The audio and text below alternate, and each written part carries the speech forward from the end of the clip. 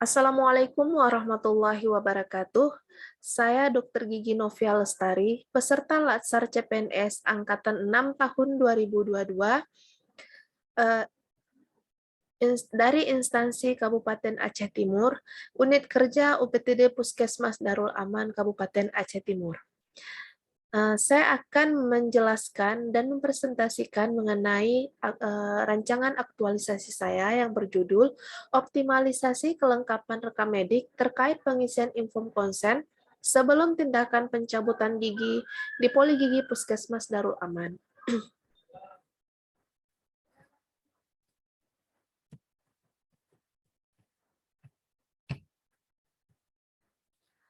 Latar belakangnya, Pusat Kesehatan Masyarakat adalah fasilitas pelayanan kesehatan yang menyelenggarakan upaya kesehatan masyarakat dan upaya kesehatan perseorangan.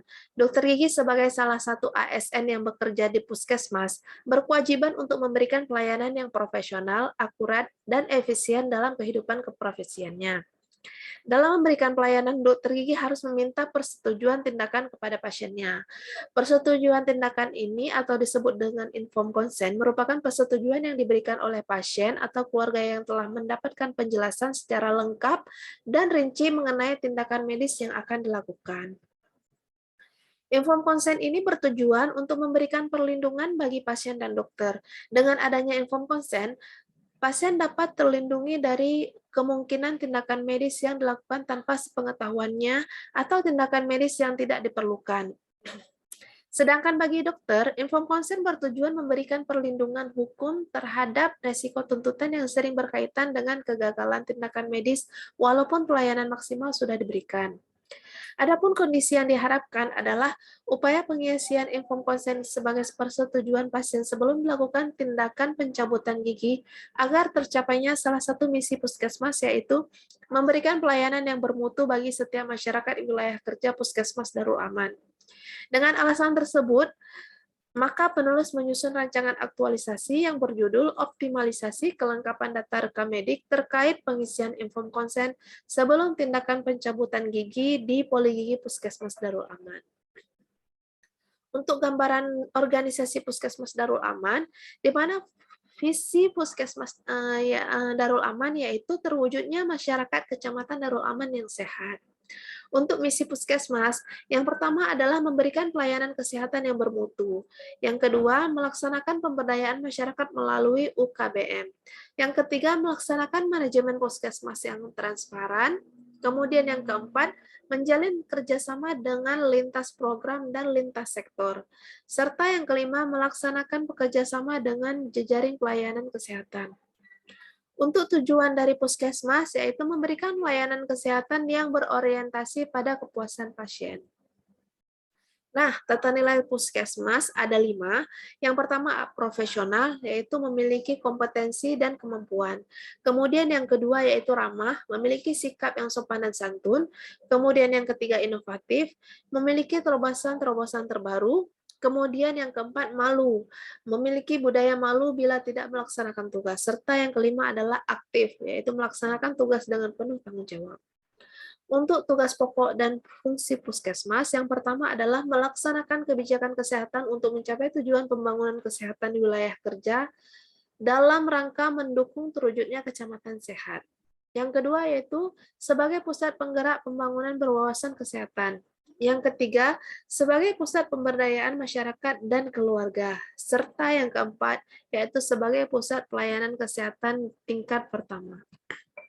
Nah, kemudian masuk ke rancangan aktualisasi, ada 3 isu yang saya angkat. Yang pertama adalah kurang optimalnya pelayanan di Poli Gigi karena keterbatasan alat dan bahan. Yang kedua, belum lengkapnya data rekam medik terkait pengisian inform konsen sebelum tindakan pencabutan gigi. Dan yang ketiga yaitu rendahnya kesadaran petugas kesehatan dalam penggunaan alat pelindung diri pada saat pelayanan. Kemudian dari ketiga isu tersebut, di mana isu yang pertama, kondisi saat ini masih banyak alat-alat yang tidak tersedia di poligigi, sehingga pelayanan yang diberikan juga tidak maksimal. Kemudian dampak yang akan terjadi, yang pertama ada tidak maksimalnya pelayanan yang diberikan kepada pasien, dan yang kedua pasien merasa tidak puas dengan pelayanan yang diberikan. Untuk pihak yang terdampak yaitu yang pertama pasien, kemudian tenaga kesehatan, dan yang ketiga instansi yaitu puskesmas.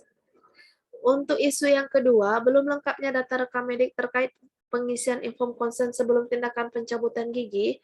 Kondisi saat ini inform yang sudah ada, namun tidak tersedia di ruangan poligigi. Kemudian, petugas lupa untuk meminta persetujuan pasien secara tertulis.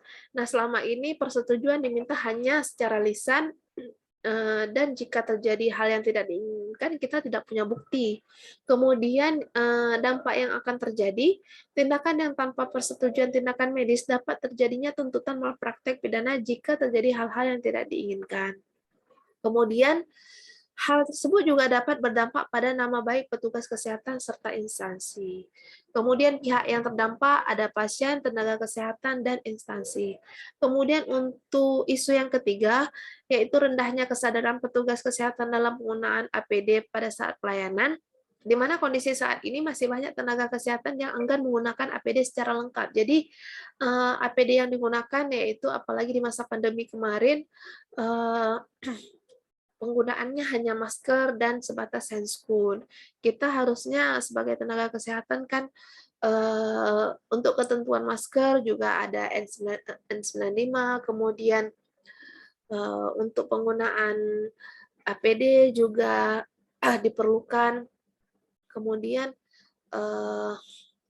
harusnya pemakaiannya itu secara lengkap, tidak hanya sebatas masker dan sebatas masker bedah dan handscoon. Kemudian dampak yang akan terjadi mudahnya penyebaran infeksi terutama di masa pandemi saat ini. Untuk pihak yang terdampak yaitu ada pasien dan tenaga kesehatan. Kemudian saya juga melakukan teknik analisis dari isu tersebut, di mana dengan menggunakan analisis USG, saya setelah menentukan bahwa isu yang kedua merupakan isu yang paling tinggi skornya, di mana belum lengkapnya data rekam medik terkait pengisian inform konsen, menurut saya ini merupakan hal yang krusial yang perlu dibenahi segera. Kemudian saya dapatkan isu utama, yaitu belum lengkapnya data rekam medik terkait pengisian inform konsen sebelum tindakan pencabutan gigi. Untuk analisis faktor penyebabnya, di sini ada 4 sumber penyebab. Dari segi materialnya, form tidak tersedia di ruangan. Kemudian dari segi SDM-nya, di mana petugas sering lupa meminta persetujuan tindakan secara tertulis. Kemudian kurangnya perhatian petugas terhadap kelengkapan inform konsen. Kemudian untuk metodenya, belum adanya punishment dan reward. Serta dari segi lingkungan atau environment, yaitu keterbatasan waktu karena banyaknya pasien. Dampak dari isu utama ini, yang pertama adalah menurunnya kualitas mutu rekam medis sehingga bisa berpengaruh pada proses penilaian akreditasi puskesmas. Jadi yang kita tahu, inform konsen merupakan bagian penting dari rekam medis, sehingga ketidaksediaan dari inform konsen membuat rekam medis ini juga tidak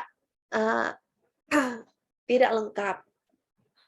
Kemudian yang kedua akan berpengaruh terhadap informasi pasien dalam mendapatkan pelayanan medis dan tindakan.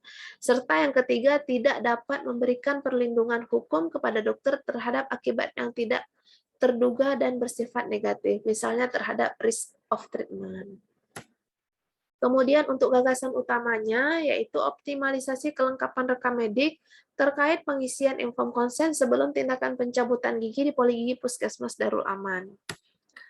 Nah, dari kegiatan-kegiatannya yaitu ada 5.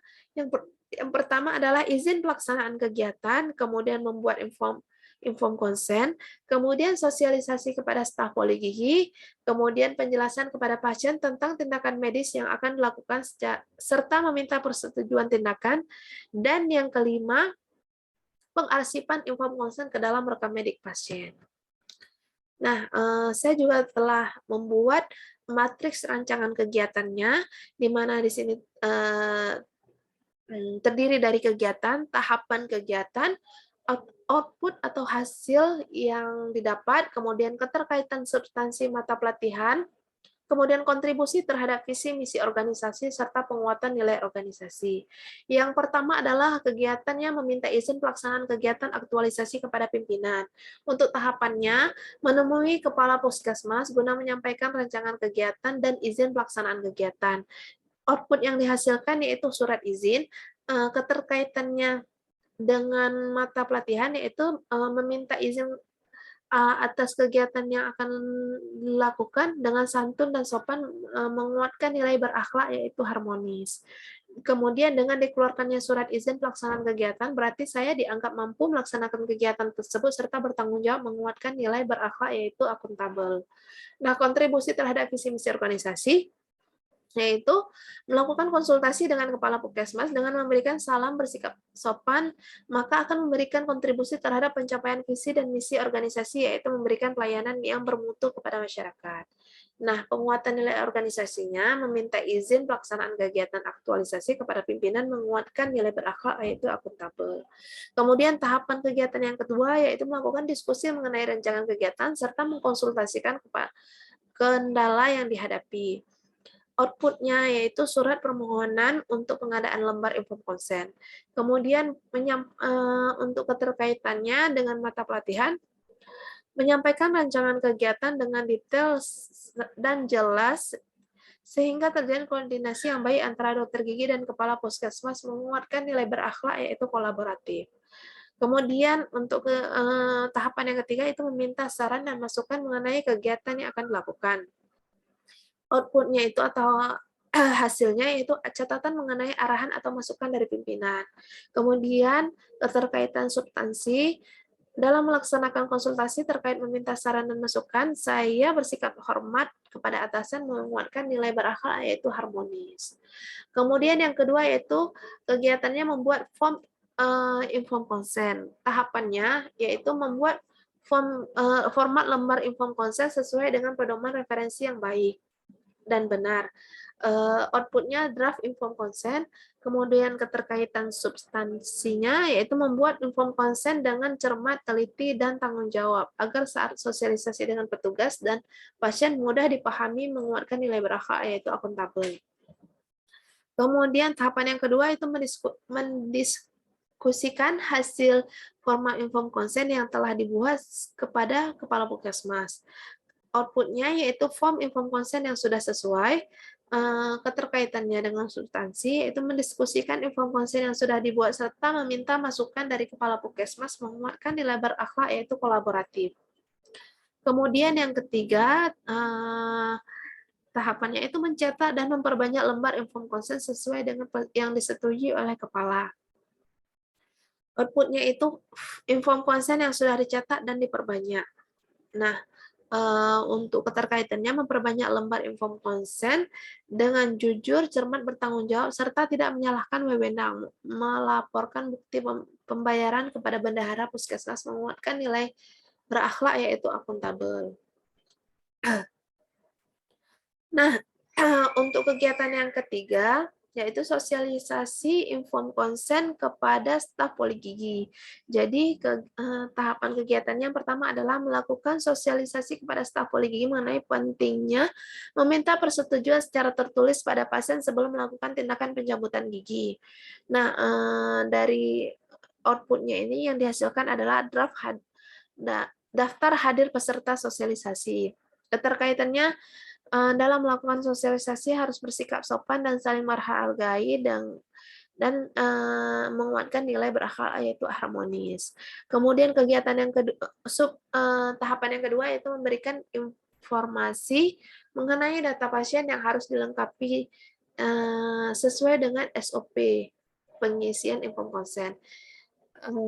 outputnya itu bahan sosialisasi serta keterkaitannya ketika menjelaskan mengenai data pasien yang harus dilengkapi dalam info pasien menguatkan nilai berakhlak yaitu kompeten. Kemudian yang tahapan yang ketiga yaitu meminta masukan atau menanyakan kendala yang dihadapi staf poligigi dalam melengkapi info konsen. Outputnya itu dokumentasi pelaksanaan sosialisasi. Untuk keterkaitannya itu meminta masukan atau menanyakan kendala yang dihadapi staf poligigi dalam melengkapi info konsen menguatkan nilai berakhlak yaitu harmonis. Kemudian untuk kegiatan yang keempat yaitu memberikan penjelasan info konsen kepada pasien dan keluarganya tentang tata cara tindakan medis yang akan dilakukan. Untuk tahapannya yang pertama adalah menerima pasien dengan menerapkan 3S, salam senyum sapa, dan sesuai dengan nomor antrian. Kemudian outputnya itu pasien memasuki ruangan poligigi, kemudian rekam medis dan lembaran info konsen. Untuk keterkaitannya itu memberikan pelayanan yang ramah dan sopan kepada pasien, menguatkan nilai berakhlak yaitu berorientasi pelayanan. Tahapan yang kedua yaitu melakukan anamnesa serta penjelasan isi info konsen kepada pasien berupa diagnosa kerja dan rencana tindakan medis yang akan dilakukan. Di sini outputnya ada info konsen yang berisi biodata pasien serta dokumentasi berupa foto.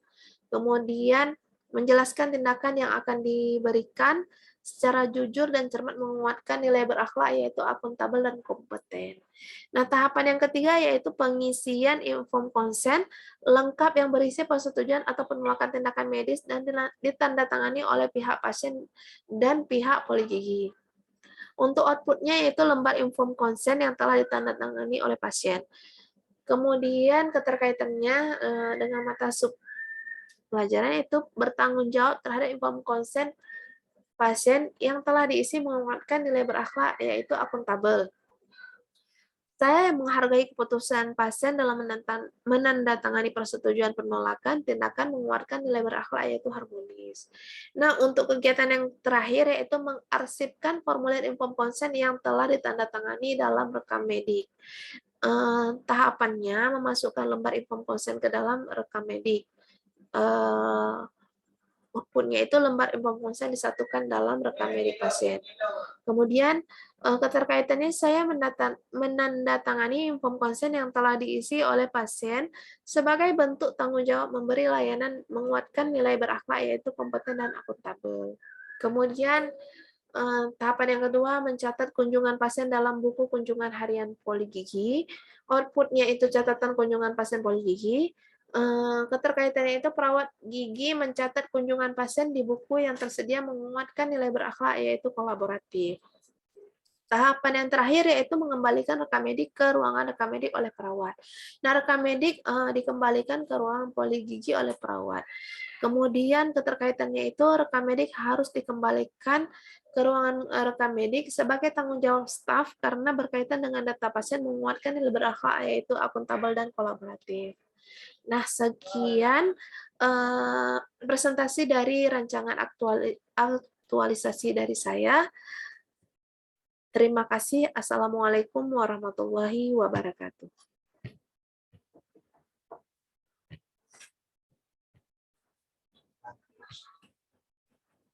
Ciki